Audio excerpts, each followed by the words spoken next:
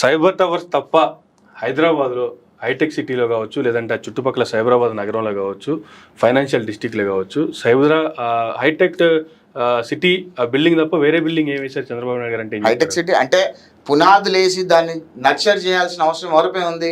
Government మీద ఉంది. చంద్రబాబు నాయుడు గారు రాజీవ్ గాంధీ ఇంటర్నేషనల్ ఎయిర్పోర్ట్ అని పెట్టి ఆ రోజు ఇంటర్నేషనల్ ఎయిర్పోర్ట్ తీసుకెళ్ళి అక్కడ పెడితే ఆనాడు రాజశేఖర రెడ్డి గారు ఉన్నారు, ఊరు అవతలు పెట్టారు అన్నారు.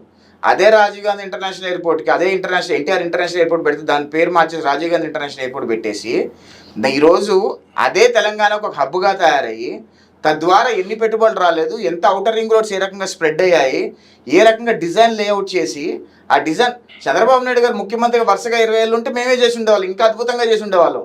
దాని తర్వాత 2094 అంత అద్భుతంగా చేసి ఉండే కెపాసిటీ ఉన్న చంద్రబాబు నాయుడు గారికి ఆ తర్వాత మళ్ళీ ఉమ్మడి ఆంధ్రప్రదేశ్లో కూడా అధికారం ఎందుకు రాలేదంటే ఏం చెప్తారు సార్? అంటే రాజకీయం అండి.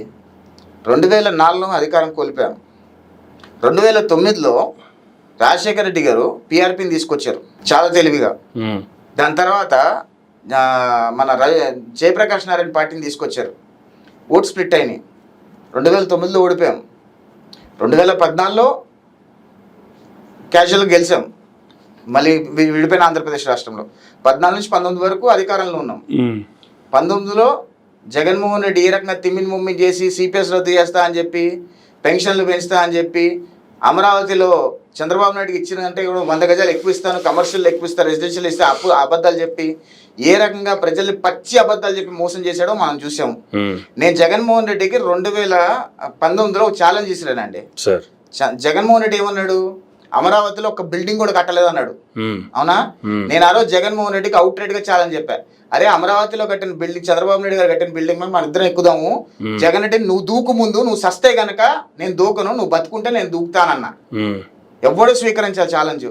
మళ్ళీ సిగ్గు లేకుండా జగన్మోహన్ రెడ్డి గెలిచిన తర్వాత చంద్రబాబు నాయుడు కట్టిన బిల్డింగ్ లో నుంచే పరిపాలన చేశాడు.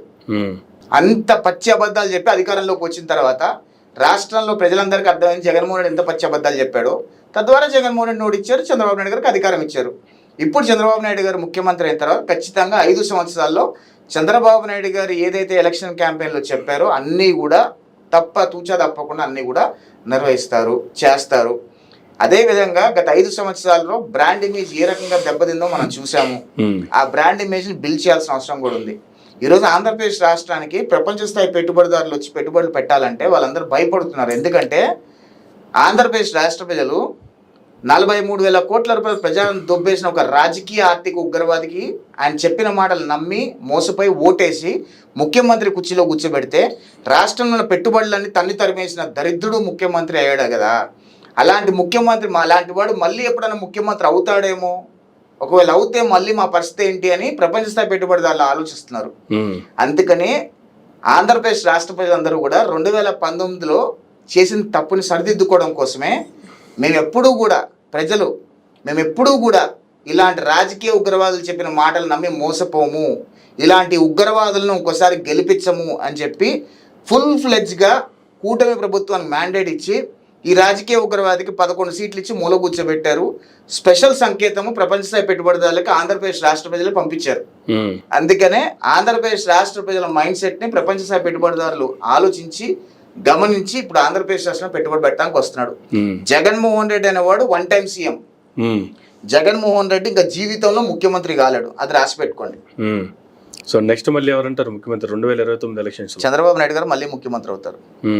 సో ఇంకా లోకేష్ గారు కానీ పవన్ కళ్యాణ్ గారు కానీ అవకాశం ఎవరా? మరి ఇంకా అవే అవకాశం వస్తే వస్తారు. చంద్రబాబు నాయుడు గారు గట్టిగా ఉన్నంత, చంద్రబాబు నాయుడు హ్యాపీగా ఉన్నంత వరకు చంద్రబాబు నాయుడు ఇంకో 10 సంవత్సరాలు బ్రహ్మాండంగా పరిపాలించగలుగుతారు ఆంధ్రప్రదేశ్ రాష్ట్రాన్ని. చంద్రబాబు నాయుడు ఉన్నంత వరకు చంద్రబాబు నాయుడు గారు ముఖ్యమంత్రిగా ఉండాలి. పవన్ కళ్యాణ్ గారు కూడా చెప్పారు కదండి, చంద్రబాబు నాయుడు గారు హ్యాపీగా హెల్దీగా ఉన్నంత వరకు చంద్రబాబు నాయుడు గారు ముఖ్యమంత్రి, ఆయన సేవలు ఉపయోగించుకుంటారు రాష్ట్రానికి అని చెప్పారు కదా. పవన్ కళ్యాణ్ గారు, మా కూటమిలో ఉన్న మిత్రపక్షం పవన్ కళ్యాణ్ గారే చంద్రబాబు నాయుడు గారే ముఖ్యమంత్రిగా ఉండాలి, నెక్స్ట్ టైం కూడా చంద్రబాబు నాయుడు ముఖ్యమంత్రి ఉండాలని ఆయనే చెప్పారు. ఇంకా అంత మించి అవసరం ఏముంది చెప్పండి.